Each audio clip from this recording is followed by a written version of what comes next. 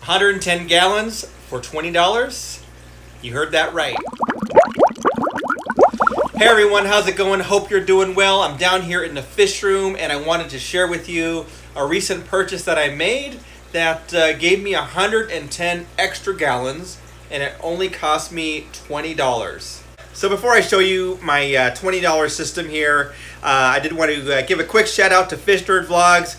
You were correct on the last video guessing the sign language that I made, so good job there. So what I'm going to do now is I'm going to flip the camera around and show you what I got for $20. So here it is. This is 110 gallons of water and it cost me $20.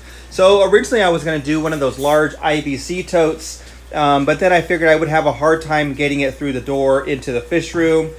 But I still needed to find some way to keep some of my fish and my fry in the fish room. And here's what I did. So I went to Home Depot and I got some of these Hdx storage tubs. So these things usually run right around $20 or so.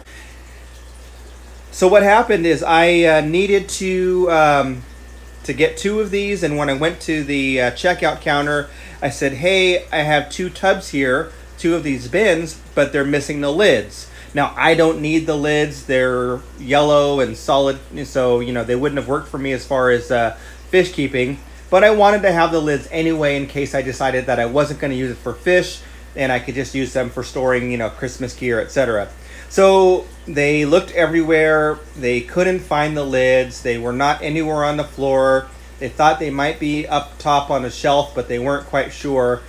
So the manager came over and said, hey, I'm going to give you a discount. I'm going to give you 20% off. I said, okay, that's fine. So he takes me to the counter. The checkout lady understood what was to happen. And after he left, after the manager left, the lady at the checkout counter at customer service said, you know what, I'm just going to knock off one of these for free. So basically I got these two tubs. It only cost me like $20. So it's 110 gallons or 55 gallons a piece, and I'm currently just using sponge filters, and as I use sponge filters throughout the fish room here, I don't need to heat these because I heat the room with heaters. This wood frame, it's not supporting anything. I just built this to keep the sides up, so I guess it is supporting something as far as lateral movement, but it's not holding any weight. So this whole system is on concrete blocks, just like the rest of the racking down here. But these things are a little bit on the thin side, so they will bulge. So what happens is if you fill it with water and if you don't have anything holding the sides together, this will bow out and it'll come way out to here. So I did a test and it was bowing. So I built this out of 2x4s and some 2.5-inch screws. And then these little legs here, and I've got some on the other side as well. They are only there to support this piece of wood when these bins are empty. So when these bins are empty, or as I empty them when I'm doing water changes, the water level will dip, the sides will come in a little bit, and if I don't have those legs there, it'll fall down a little bit. So I just have those there to keep this thing in place. Here you can see I've got my sponge filters in here. It's hard to see inside as far as fish are concerned, but each of these bins currently has right around 45 or so African cichlid fry. So they are just growing out, and as they grow, I will be able to pull them out, sex them, move them to different tanks, and then sell them eventually. Now I did say that this system cost me $20. That's just for the tubs themselves. Obviously that doesn't include the wood and the screws and the concrete blocks, etc., nor the sponge filters. The sponge filters I already had. I already had an extra air pump, so that was not an issue. This is far away from my central air pump, so I wasn't able to drop a line down here for this. But still, it's pretty inexpensive. I probably have about $9 or $10 worth of 2x4s for the frame around the tubs, and then probably about $9 worth of 2x4s for the stand.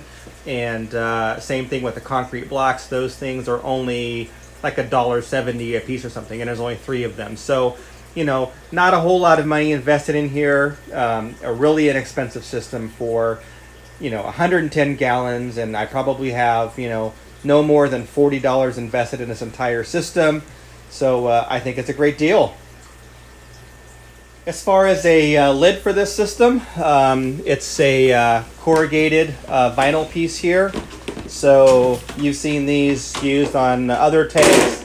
This is very popular in the DIY hobby, as these are very inexpensive, very strong, and they just do a really good job of acting as covers for aquariums and fish rooms. Obviously, if you want something that looks nice for a display, this is not what you want to use.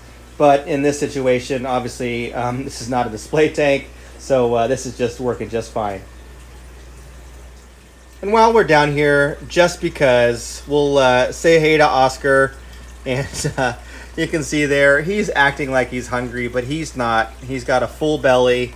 But if you saw my other video talking about how fish beg for food, you can see that if I didn't know he was hungry, I would think, oh, he needs to eat, and I'd give him some food. But anyway, Oscar's doing really well, enjoying himself, and of course, there's the little buddy back there, the African cichlid fry. That is growing up quite quickly, and yeah, I still can't catch him, so I'm just gonna have to wait until he gets really big and either leave him in here or catch him then.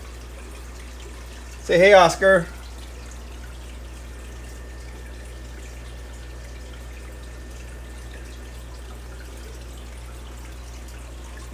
So that was it, just a quick little video showing you what I put together and showing you how inexpensive it can be to keep fish if you don't have expensive aquariums and things like that. Obviously this is not for display, so it doesn't really matter what it looks like as long as it holds water and keeps the fish safe. As always, I appreciate you watching my channel. We'll catch you on the next one.